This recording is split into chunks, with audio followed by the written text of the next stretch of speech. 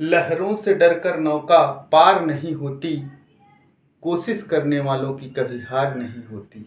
नन्ही चींटी जब दाना लेकर चलती है, चढ़ती दीवारों पर 100 बार फिसलती है। मन का विश्वास रगों में साहस भरता है, चढ़कर गिरना गिरकर चढ़ना ना अखरता है। आखिर उसकी मेहनत बेकार नहीं होती, कोशिश करने वालों की कभी हार नहीं होती। तो बच्चों, हमें अपने ज़िंदगी में हमेशा कोशिश करते रहना है। We have to give our best. हमें सबसे अच्छा देना है, अपना 100% देना है। क्योंकि अगर रेस लंबी हो तो ज़रूरी नहीं है कि कौन तेज़ दौड़ रहा है, बल्कि ज़रूरी ये है कि कौन उस रेस में ज़्यादा देर तक दौड़ता है। ये ज़रूरी होता है। तो बच्चों, हमें हमेशा ऐसे ही कंसिस्टेंसी के साथ लगातार मेहनत करते रहना है। बच्चों, अगर आप किसी भी टॉपर से पूछोगे कि आप कितनी देर पढ़ते थे, तो टॉपर्स 18 घंटे 20 घंटे नहीं पढ़ते हैं, बल्कि वह कम पढ़ते हैं, लेकिन वह रेगुलर पढ़ते हैं, वह कंटिन्यूसली अपनी तैयारी करते रहते हैं। तो हमें भी लगातार पढ़ते रहना है और ज़िंदगी में आगे बढ़ते रहना है, और हम आराम से कोर्स को भी कंप्लीट कर जाएंगे, आपको पता भी नहीं चलेगा। तो हेलो प्यारे बच्चों, कैसे हो आप सब। उम्मीद करते हैं कि आप सब बढ़िया होंगे और आप सबकी पढ़ाई लिखाई भी अच्छे से चल रही होगी। मैं हूं सत्येंद्र और आप सभी का स्वागत करता हूं सत्येंद्र सर मैथ्स के इस यूट्यूब चैनल पर। तो बच्चों, आज की क्लास में हम पढ़ने वाले हैं लेटरल इन्वर्जन यानी पार्श्व व्युत्क्रमण के बारे में। तो पार्श्व व्युत्क्रमण क्या होता है? आप लोगों ने देखा होगा कि एम्बुलेंस में कुछ अक्षर, एम्बुलेंस के जो जितने भी अक्षर हैं सब उल्टे पुल्टे लिखे होते हैं, लेकिन जब भी हम उसको मिरर में देखते हैं, दर्पण में देखते हैं, तो वह हमको सीधा दिखाई देता है। तो उसी के बारे में हम पढ़ने वाले हैं। और इसको पढ़ने से पहले आइए हम प्लेन मिरर के बारे में कुछ बातें और सीख लेते हैं। तो प्लेन मिरर में मैंने बताया था कि प्लेन मिरर जो होता है उसमें जो प्रतिबिंब बनता है वह सीधा होता है, आभासी होता है। दो बातें हमने आपको बता दी थी। तीसरी बात यह है कि प्लेन मिरर में जो प्रतिबिंब बनता है, जो इमेज तैयार होती है, वह वस्तु की साइज का होता है। जितनी बड़ी वस्तु होगी उतना ही बड़ा उसका प्रतिबिंब बनेगा। तीसरी बात।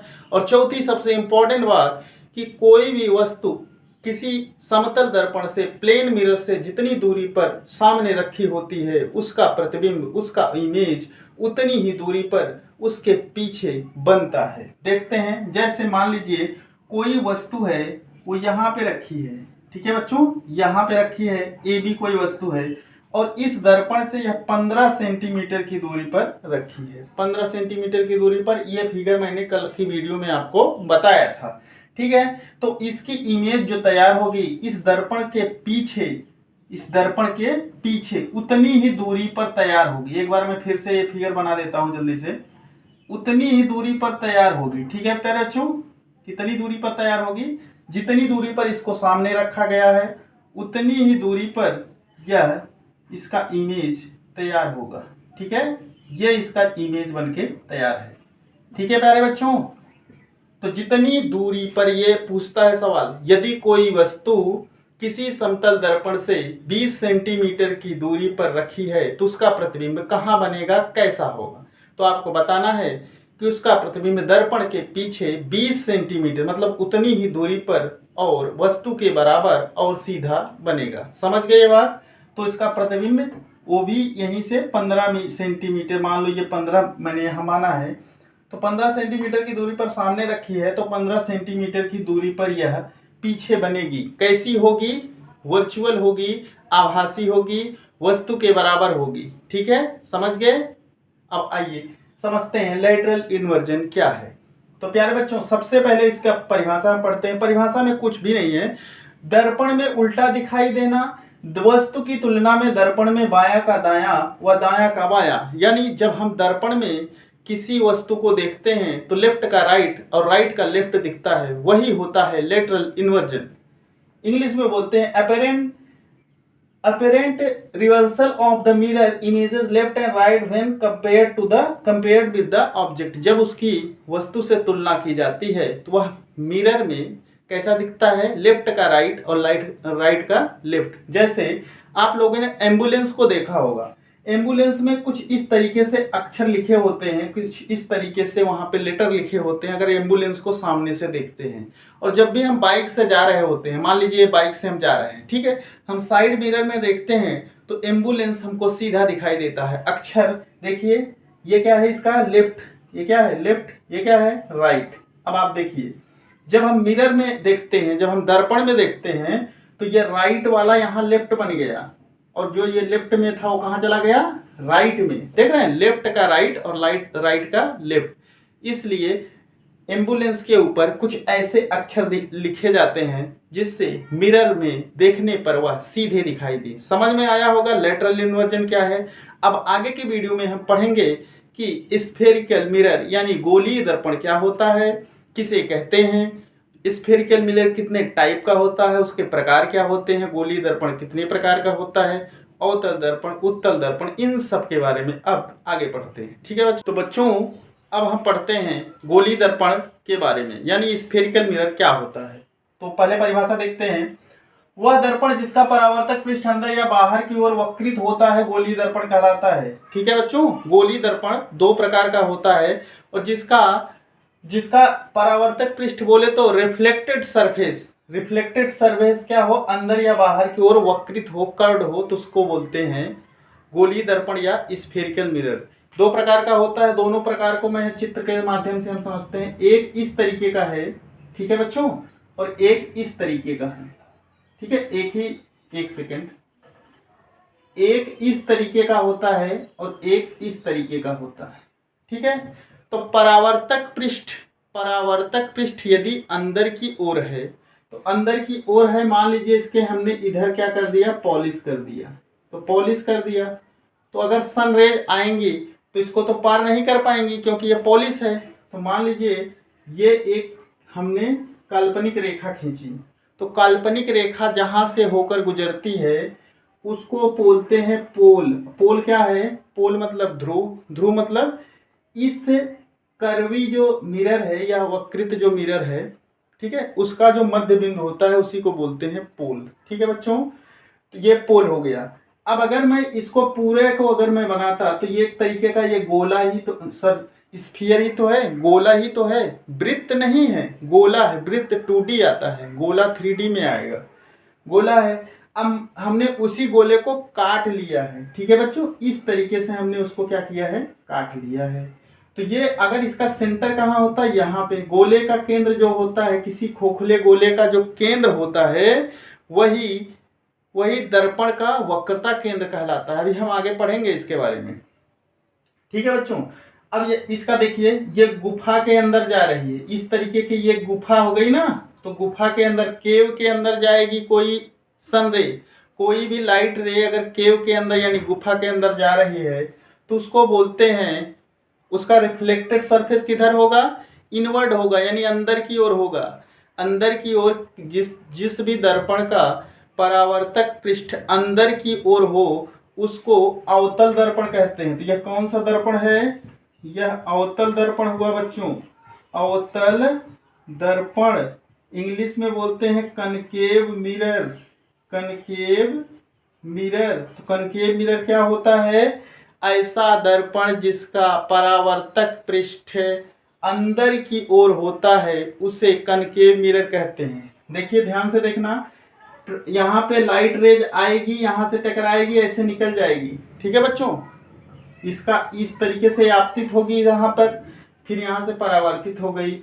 एक लाइट रेज यहाँ से निकाल दो, फिर ये इधर चली गई। ठीक है बच्चों, देख रहे हो, एक ही पॉइंट से होकर जाती हैं, तो जहां ये दोनों एक दूसरे को क्रॉस कर रही हैं उसको बोलते हैं फोकस या मुख्य फोकस। किसी भी दर्पण का फोकस कहाँ होता है, जहां पर दो या दो से अधिक परावर्तक किरणें एक दूसरे से मीट करती हैं, मिलती हैं, जिस बिंदु से होकर जाती हैं उसको मुख्य फोकस कहते हैं। अब फोकस और पी यानी ध्रुव और फोकस के बीच की दूरी को क्या बोलते हैं, फोकस दूरी, और इसको स्मॉल एफ से लिखते हैं। ये सब हम अभी आगे पढ़ेंगे। ठीक है बच्चों, अब जरा इसमें भी देख लेते हैं। इसका परावर्तक पृष्ठ, मान लीजिए इसको अंदर से हमने पॉलिश कर दिया, अंदर से पॉलिश हो गई। ये मान लो ये एक काल्पनिक रेखा है जिसको प्रिंसिपल एक्सिस या मुख्य अक्ष कहते हैं। ठीक है बच्चों, अब एक किरण यहाँ से आई, ठीक है, तो इसका परावर्तन हो गया, इधर गई, ठीक है, और एक किरण यहाँ से आई, यहाँ से टकराने के बाद इसका परावर्तन इस दिशा में हो गया, तो ये दोनों मिल नहीं रही हैं। यहाँ पे देखिए मिल रही थी, तो यह मिलेंगे कहाँ, यह दर्पण के पीछे कहीं मिलेंगे। अगर हम इसको ऐसे इस तरीके से बढ़ाएं, इस तरीके से हम इसको बढ़ा के मिला दें, तो ये जहाँ मिल रही हैं उसको क्या बोलते हैं, फोकस। और इसमें पी ये होगा, और पी और एफ के बीच की ये जो दूरी है, ये डिस्टेंस है, इसको बोलते हैं फोकस दूरी या फोकस लेंथ, ठीक है बच्चों। अब इसको अगर हम पूरा बनाते थे इस तरीके से गोला होता, इसका सेंटर ये है, तो ये मतलब इसका सेंटर ऑफ कर्वेचर ये हो जाएगा, ठीक है बच्चों। और सेंटर ऑफ कर्वेचर और पी के बीच की दूरी जो होती है उसको बोलते हैं आर, यानी वक्रता त्रिज्या। अगर इसमें बात करें तो सी से पी के बीच की दूरी ये जो है ये क्या होती है, आर, कैपिटल आर, यानी वक्रता त्रिज्या। एक बात और, द्वारक क्या होता है, अपेर्चर किसे कहते हैं, तो वो जो वक्र वाला जो दर्पण है, जो ये कर्वी मिरर है, ये यम होता है और ये क्या होता है, यम, यन। तो यम और यन, ये वाला जो आपका डायमीटर है, ये जो व्यास है, यही दर्पण का द्वारक कहलाता है। अगर इसमें बात करें तो ये यम है, ये यन है। यम और यन, यहाँ से लेके यहाँ तक के जो ये व्यास है, जो इसकी लंबाई है व्यास की, वही दर्पण का द्वारक कहलाता है।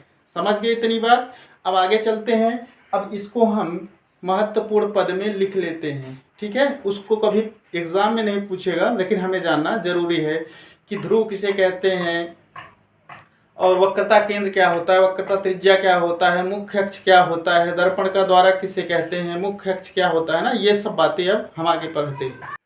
तो बच्चों एक और बात याद रखना, इसको जो आपका ये अवतल दर्पण होता है, इसको अभिसारी दर्पण भी बोलते हैं।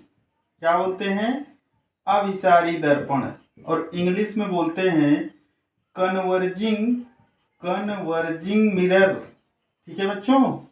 क्या बोलते हैं, कन्वर्जिंग मिरर।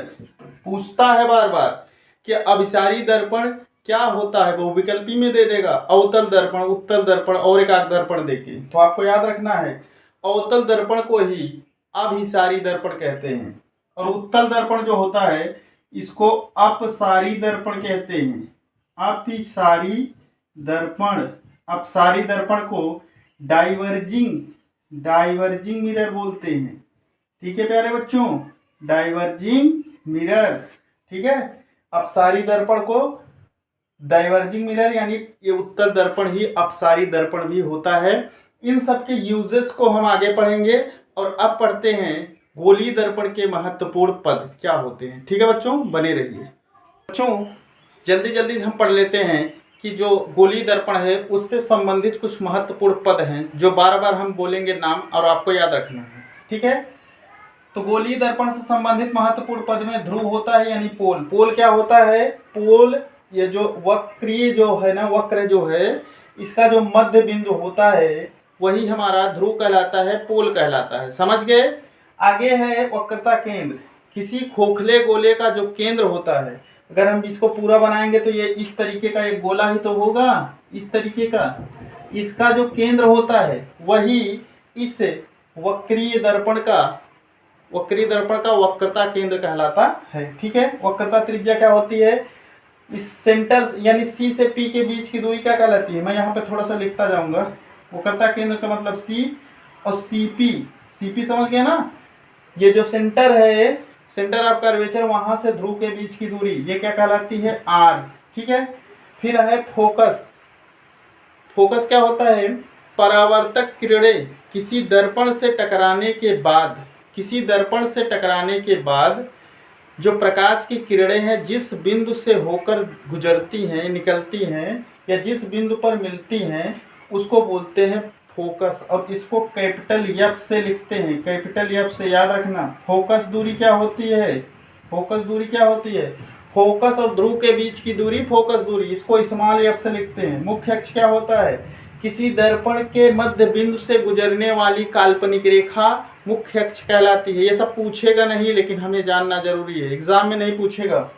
फिर आगे है द्वारक। द्वारक क्या होता है? उस दर्पण का व्यास ही द्वारक कहलाता है। जो कर्वी जो हमारा मिरर है, जो कर्वी मिरर होता है, उसका जो व्यास होता है वही हमारा क्या कहलाता है? द्वारक, या इसको इंग्लिश में अपेर्चर बोलते हैं। ठीक है बच्चों, तो आज की क्लास में बस इतना ही। कल मिलते हैं एक नए जोश, एक नए उत्साह, एक नए उम्मीद के साथ। कुछ नया पढ़ते हैं। स्वस्थ रहिए, मस्त रहिए, पढ़ाई में अपने व्यस्त रहिए।